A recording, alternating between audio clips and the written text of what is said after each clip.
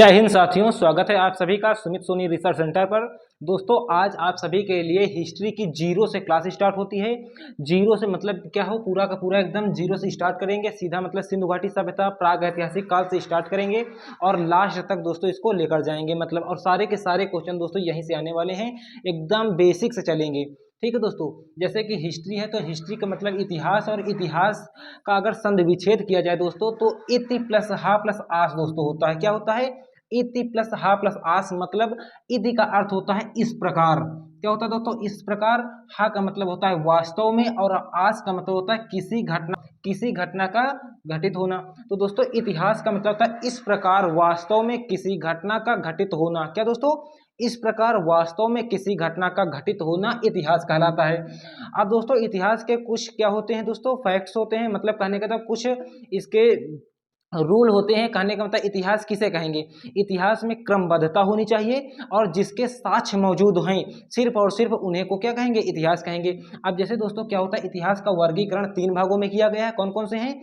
एक है दोस्तों का प्रागैतिहासिक काल, एक है दोस्तों आद्य ऐतिहासिक काल, और तीसरा है दोस्तों क्या? ऐतिहासिक काल। क्या है दोस्तों? प्रागैतिहासिक काल, आद्य ऐतिहासिक काल और ऐतिहासिक काल। अब दोस्तों प्रागैतिहासिक काल किसे कहते हैं? वह काल जिसमें लिखित साक्ष्य मौजूद ही नहीं है। क्या दोस्तों? जिसमें लिखित साक्ष्य मौजूद ही नहीं है, सिर्फ और सिर्फ पुरातात्विक साक्ष्य ही मौजूद है। क्या? वह साक्ष्य जिसमें लिखित साक्ष्य मौजूद ही नहीं है, सिर्फ और सिर्फ पुरातात्विक साक्ष्य ही मौजूद है, उसे कहते हैं प्रागैतिहासिक काल।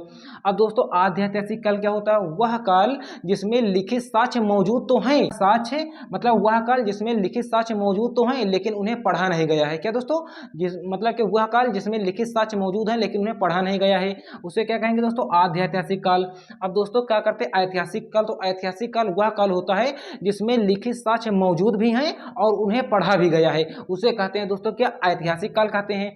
अब दोस्तों क्या होता है कि जो प्रागैतिहासिक काल होता है इसको तीन भागों में बांटा जाता है।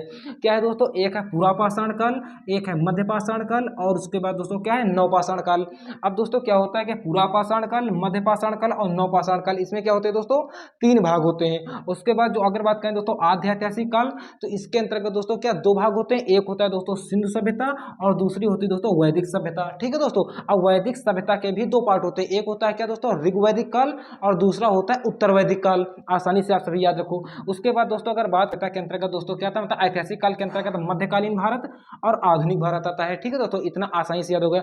अब दोस्तों पुरापाषाण काल, मध्यपाषाण काल, नवपाषाण काल, उसके बाद सिंधु सभ्यता, वैदिक सभ्यता, मध्यकालीन भारत और उसके बाद आधुनिक भारत, इसके विषय में आगे चर्चा करने वाले हैं।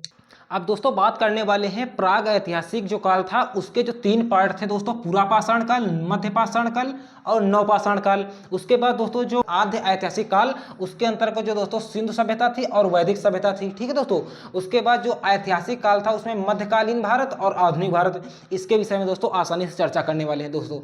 जैसे पुरापाषाण काल है दोस्तों, तो पुरापाषाण काल के अगर टाइम पीरियड की बात की जाए दोस्तों तो क्या होता है, आप लिख सकते हैं अज्ञात।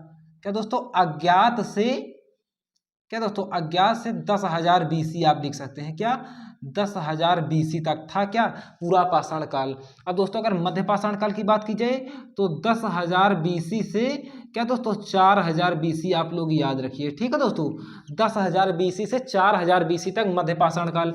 अगर नवपाषाण काल की बात की जाए दोस्तों तो 4,000 BC से क्या दोस्तों? 4,000 BC से 2500 BC तक था। ठीक है दोस्तों, क्या था? 2500 BC। अब दोस्तों BC क्या होता है? BC होता है बिफोर क्राइस्ट या ईसा पूर्व। ठीक है दोस्तों, ये अच्छे से आप सभी याद रखें। पुरापाषाण काल के अंतर्गत क्या था, कैसे था, आदिम मानव की उत्पत्ति इसमें होती है। ठीक है दोस्तों। उसके बाद शिकार आखेट के माध्यम से करता है। इसका जो प्रथम औजार था उसे हैंड एक्स कहा जाता है। ये सारी चीज़ों की आसानी से चर्चा करने वाले हैं दोस्तों। उसके बाद बात करते हैं सिंधु सभ्यता। तो सिंधु सभ्यता का दोस्तों क्या था? 2500 के बाद क्या होता है दोस्तों? ये 2500 से स्टार्ट होती है, 2500 से।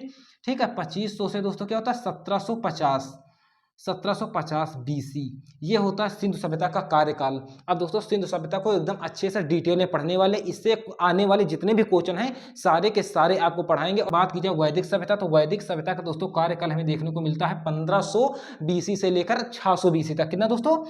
इसका जो दोस्तों है क्या है दोस्तों? इसका कार्यकाल है 1500 BC से क्या है दोस्तों? 1500 BC से आप लोग इसका कार्यकाल लिख लीजिए, 1500 BC से 600 BC तक है। ठीक है दोस्तों, 600 BC तक। अब उसके बाद होता क्या है दोस्तों कि इसके दो पार्ट होते हैं, ऋग्वैदिक काल और उत्तर वैदिक काल।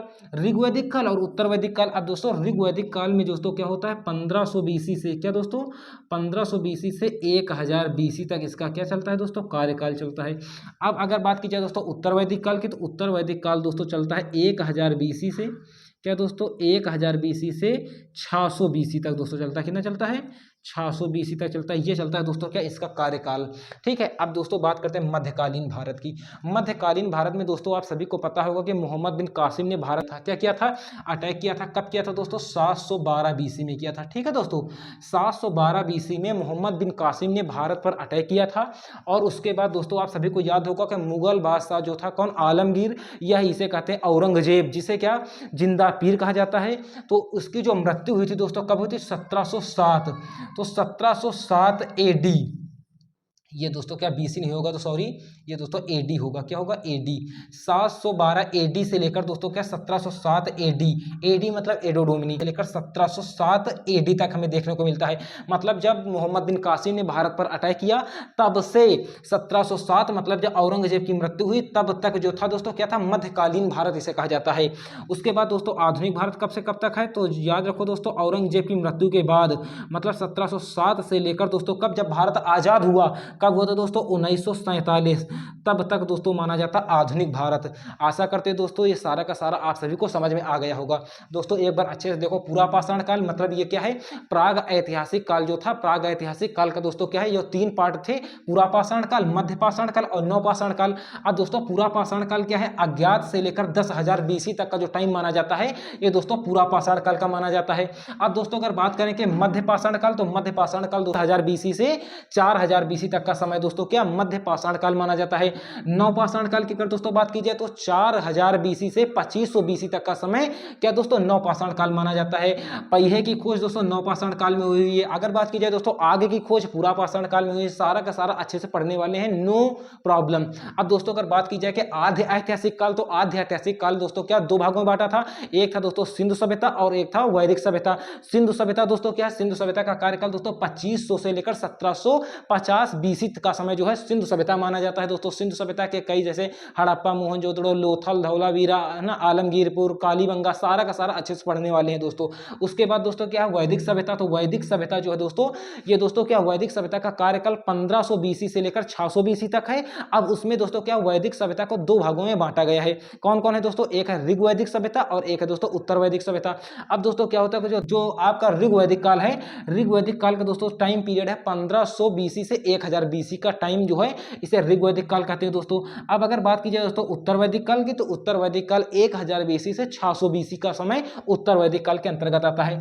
अब दोस्तों अगर बात की जाए कि मध्यकालीन भारत, तो मध्यकालीन भारत का अगर बात की जाए दोस्तों, ये ऐतिहासिक जो भारत था, ऐतिहासिक काल के अंतर्गत दोस्तों आता है क्या मध्यकालीन भारत, जो कि दोस्तों क्या है जब मोहम्मद बिन कासिम ने भारत पर अटैक किया था 712 AD में।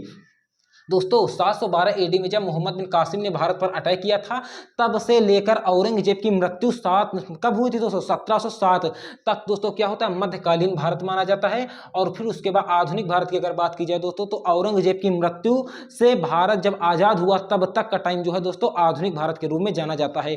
ठीक है, तो ये सारा का सारा दोस्तों क्या इतिहास का परिचय रहा। आगे दोस्तों इसके आगे हम चलेंगे दोस्तों पूरा पाषाण काल, नवपाषाण काल और मध्य पाषाण काल अच्छे से दोस्तों अच्छे से आप सभी को डिस्क्राइब करेंगे। और दोस्तों आप लोग सिर्फ भरोसा बनाए रखिए दोस्तों, एक एक क्वेश्चन दोस्तों इसी बोर्ड से आप सभी के आने वाले हैं। ठीक है, नो प्रॉब्लम दोस्तों। बस आप लोग क्या है कि अगर दोस्तों ये वीडियो अच्छा लगा हो तो दोस्तों इसे क्या करिए, लाइक करिए, चैनल को दोस्तों प्लीज सब्सक्राइब कर लीजिए और बेल आइकन को भी प्रेस कर लीजिए, जिससे आने वाली वीडियो की नोटिफिकेशन आपको मिल सके सबसे पहले। जय हिंद।